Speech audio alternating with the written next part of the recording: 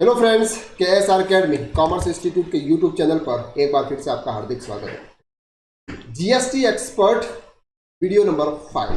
Friends, आज हम बात करने वाले इस वीडियो के अंदर what is casual taxable person और कैजुअल टैक्सेबल पर्सन को जीएसटी में रजिस्ट्रेशन कब करवाना होता है, उनके जो जीएसटी के रिटर्न होते हैं वो किस तरह से फाइल किए जाते हैं और क्या उनको एक्सेस अगर वो पेमेंट करते हैं यानी कि इनका इनपुट ज़्यादा होता है तो क्या उनको जीएसटी का रिफंड मिलता है या नहीं। ये सब आज हम इस वीडियो के अंदर डिटेल में कवर करने वाला है। हमारी ये जीएसटी की सीरीज चल रही है। प्रीवियस वीडियो भी अगर आपने नहीं देखे हैं तो आप प्ले लिस्ट में जाइए जीएसटी की, वहाँ पर जीएसटी के रिलेटेड वीडियो मिल जाएंगे। अगर आपको इनकम टैक्स के बारे में डिटेल्स जानकारी चाहिए यानी वो आपको सीखना है, इनकम टैक्स सीखना है, तो आप इनकम टैक्स की प्लेलिस्ट में जाइए, आपको वो जानकारी मिल जाएगी।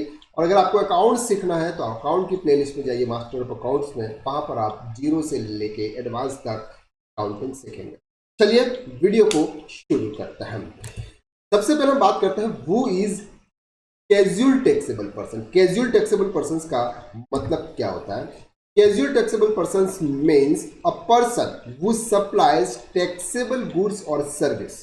जैसा कि हमने पहले बताया था कि सर अगर आप कोई भी पर्सन हो, आप क्या करते हो? गुड सप्लाई करते हो। क्या करते हो? या तो आप गुड सप्लाई करोगे या फिर सर्विस, और वो भी टैक्सेबल गुड सप्लाई करो।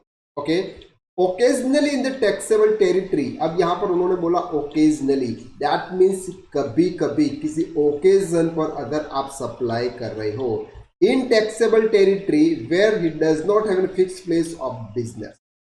मतलब सर सिंपल मतलब ये है कि अगर कोई पर्सन है जिसका कोई फिक्स प्लेस ऑफ बिजनेस नहीं है, वो किसी भी स्टेट में जाके अलग अलग इवेंट करता हो। जैसे फॉर एग्जांपल कोई पर्सन है कहीं पर भी जाके अलग अलग इवेंट करता हो, कोई फिक्स प्लेस नहीं है उनका बिजनेस का, उसको हम बोलते हैं casual taxable person. Where it does not have any fix place of business, यानी कि एक जगह पर बैठ कर कोई वो बिजनेस नहीं कर रहा है, वो अलग अलग स्टेट में, अलग अलग सिटीज में वो अपना प्रोग्राम्स करता है, अपना इवेंट करता है। इसको हम बोलते हैं casual taxable person. The person can act as a principal or agent or any other capacity supply goods service for the further arrange of business. That means कि वो उनका एक बिजनेस होता है, जो भी सप्लाई करते हैं वो बिजनेस पर्पज से सप्लाई करते हैं और उनका कोई फिक्स प्लेस नहीं होता है। जैसे फॉर एग्जांपल हम एक एग्जांपल ले लेते हैं। मिस्टर ए एक पर्सन है, उनकी एक इवेंट कंपनी है, वो इवेंट करवाते हैं। एक इवेंट उन्होंने राजस्थान में जयपुर में किया, एक इवेंट उन्होंने एमपी के इंदौर सिटी के अंदर। सिर्फ उन्होंने एक साल के अंदर एक ही इवेंट किया एमपी के अंदर और एक ही इवेंट किया उन्होंने एक साल में जयपुर के अंदर। अब ये जो पर्सन्स माने जाते हैं इनको बोलते हैं कैजुअल टैक्सेबल पर्सन। अब उन्होंने कोई और इवेंट नहीं किया, सिर्फ एक ही इवेंट किया था इंदौर के अंदर और एक इवेंट उन्होंने जयपुर में किया था। इनको बोलते हैं कैजुअल टैक्सेबल पर्सन, यानी इनका कोई फिक्स प्लेस ऑफ बिजनेस नहीं होता है। Registration of casual taxable person. अगर सर ये जो कैजुअल टैक्सेबल पर्सन होते हैं उनके रजिस्ट्रेशन कैसे होते हैं? द थ्रेशोल्ड लिमिट ऑफ 20 यानी कि 40 लाख रुपीज है, थ्रेशोल्ड लिमिट हमारी 40 lakh rupees is not applicable to them.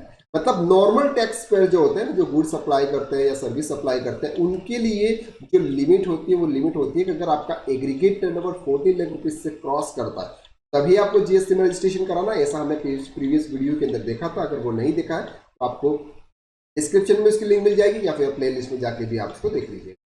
तो threshold limit 40 lakh rupees casual taxable person के ऊपर एप्लीकेबल नहीं होती है। दैट मीन्स सर अगर वो एक भी बिजनेस करते हैं, एक भी सप्लाई करते हैं, तो उनको कंपल्सरी मैंडेटरीली जीएसटी के अंदर रजिस्ट्रेशन करवाना है। क्लियर हो गया?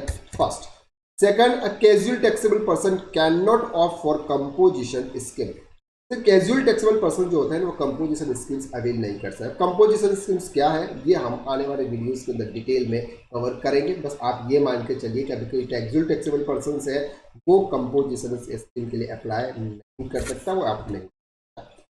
A casual taxable person has obtained temporary registration which is valid for maximum period of 90 days in the state from where he seeks to supply the casual tax। अब ध्यान से समझिए, अगर उन्होंने कोई बिजनेस एमपी के इंदौर में फॉर एग्जांपल उन्होंने कोई इवेंट किया, अगर उन्होंने एमपी के इंदौर में कोई इवेंट किया, जब भी वो इवेंट करते हैं उसी समय उनको सबसे पहले जीएसटी में रजिस्ट्रेशन करवाना होता है। इवेंट करने से पहले उनको जीएसटी में रजिस्ट्रेशन करवाना होता है। जीएसटी रजिस्ट्रेशन का जो फॉर्म है, रजिस्ट्रेशन 0 फॉर्म जो है और रजिस्ट्रेशन 0 जो दो पार्ट होते हैं, वो फॉर्म फिल करके उनको रजिस्ट्रेशन कराना। अब वो रजिस्ट्रेशन कराने के लिए 19 डेज का as a temporary registration number ले सकते हैं। अगर उनको कोई और बिजनेस नहीं करना है सिटीज के अंदर, तो आप एज ए टेम्पररी 90 डेज का रजिस्ट्रेशन ले लीजिएगा और आपका जो प्रोग्राम्स है वो प्रोग्राम्स आप कर लीजिएगा।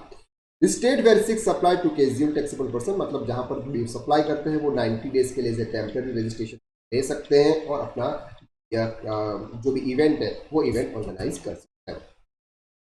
Casual taxable person required to make advance deposit of GST based on estimation of tax liability. अब यहाँ पर क्या है, उनको एडवांस में टैक्स पे करना। अभी उन्होंने सप्लाई नहीं किया, अभी उन्होंने सप्लाई नहीं की है, सेल्स नहीं किया, कुछ नहीं किया, उन्होंने रजिस्ट्रेशन करवाया, प्रोग्राम्स करने वाले हैं, उनको पहले से ही आपको एडवांस में जीएसटी डिपॉजिट कराना पड़ता है। कैजुअल टैक्सेबल पर्सन की हम बात कर रहे हैं, एडवांस में ही आपको टैक्स डिपॉजिट कराना। Okay, extension of period of registration, that means कि आपने 90 डेज का जो टेम्पररी रजिस्ट्रेशन नंबर लिया हुआ, क्या वो एक्सटेंड होता है? यहाँ पर दे रखा है applying from GST REG 11 before the end of validity of registration. आपने 90 डेज का टेम्पररी रजिस्ट्रेशन नंबर लिया हुआ, अगर आप परमानेंटली अगर वहाँ पर रजिस्ट्रेशन लेना चाहते हैं तो आपको 19 डेज के अंदर अंदर रजिस्ट्रेशन नंबर 11 फॉर्म फाइल करके आपको रजिस्ट्रेशन ले लेना है। An extension can be made further period can not exceed 90,000, मतलब 90 डेज से अलावा इसके नेक्स्ट 90 डेज के एक्सीड अगर आप कर जाएगा तो आपको एक्सटेंशन नहीं मिलता है। आपको कंपल्सरी 90 डेज के अंदर रजिस्ट्रेशन करवा देना है पक्का। The extension will be allowed only on deposit of additional tax liability extended period, मतलब कि आपने 19 डेज के हिसाब से टैक्स का पेमेंट कर दिया था, लेकिन आप 19 डेज के हिसाब से पेमेंट कर सकते हो एक्स्ट्रा 90 डेज के अलावा, लेकिन आपको रजिस्ट्रेशन आपको कंपल्सरी 90 डेज के अंदर अंदर करवा देना। Okay, casual taxable person is not required to file annual return as a required by normal GST taxable person. अब हम यहाँ पर बात करते हैं कैजुअल टैक्सेबल पर्सन जो होता है उनको रिटर्न किस तरह से फाइल करना पड़ता है। तो जैसे जो भी आउटवर्ड सप्लाई करते हैं उनके GSTR 1 जो भी उनकी फिक्स डेट है 11 को जाता है, और GSTR 3 भी जो भी उनकी डेट है 20 को, वो वहां पर रिटर्न फाइल करते हैं। कोई QRMP स्कीम्स अगर ऑप्ट करना चाहता है तो casual taxable person QRMP scheme opt कर सकता है और फिर उनको क्वार्टरली रिटर्न फाइल करना है। लेकिन यहाँ पर उन्होंने बोला हुआ कि सर उनको एनुअल रिटर्न यानी कि GSTR 9 फाइल करने की नीड नहीं है कैजुअल टैक्सेबल पर्सन को, ये जाना। तो casual taxable person can not is not required to file annual return as required by normal GST. Normal GST person को रिक्वायरमेंट होती है, वैसे कैजुअल टैक्सेबल पर्सन रिक्वायरमेंट। अब हम बात करते हैं यहाँ पे रिफंड की। जैसे हमने बोला था कि जब भी आप रजिस्ट्रेशन करवाते हैं आपको एडवांस में टैक्स पेमेंट करना पड़ता है, एडवांस में आपको टैक्स पेमेंट करना पड़ता है। लेकिन अगर वो एडवांस में फॉर एग्जांपल उन्होंने 1 लाख रुपीज़ का टैक्स का पेमेंट कर दिया, लेकिन उनका tax liability for example 50,000 rupees ही आई, तो 50,000 रुपीज़ आपने एक्सेस पेमेंट जो किया, क्या वो रिफंड मिलेगा वो हम देख लेते हैं। CTP यानी कि casual taxable person is eligible for the refund for any amount deposited in excess of tax liability which will be refunded after all necessary return have been furnished to the registration. That means कि आपने जो भी advance में जो GST पे कर दिया है वो आपको रिफंड मिलेगा आपके जो भी नेसेसरी रिटर्न है वो रिटर्न फाइल करने के बाद में। अब रिटर्न फाइल करने के लिए कौन सा एप्लीकेशन फॉर्म है सर? तो application for refund of balance is excess of tax liability in electronic cash ledger can be claim GST RFD 0100 category refund of excess balance in the electronic cash ledger. तो उनको refund के लिए कौन सा form apply करना? Refund के लिए उनको फॉर्म अप्लाई करना है GST RFD 01, वो भी नॉर्मल जो भी आपके रिटर्न्स है वो रिटर्न्स करने के बाद में अगर आपको वो एक्सेस पेमेंट रिफंड। तो आज के वीडियो में हमने डिटेल्स में देखा कि वो इस कैजुअल टैक्सेबल पर्सन और उसका GST किस तरह से रजिस्ट्रेशन कराना है और उनका रिफंड किस तरह से होता है, उनके और क्या फैसिलिटीज आपके यहाँ पर।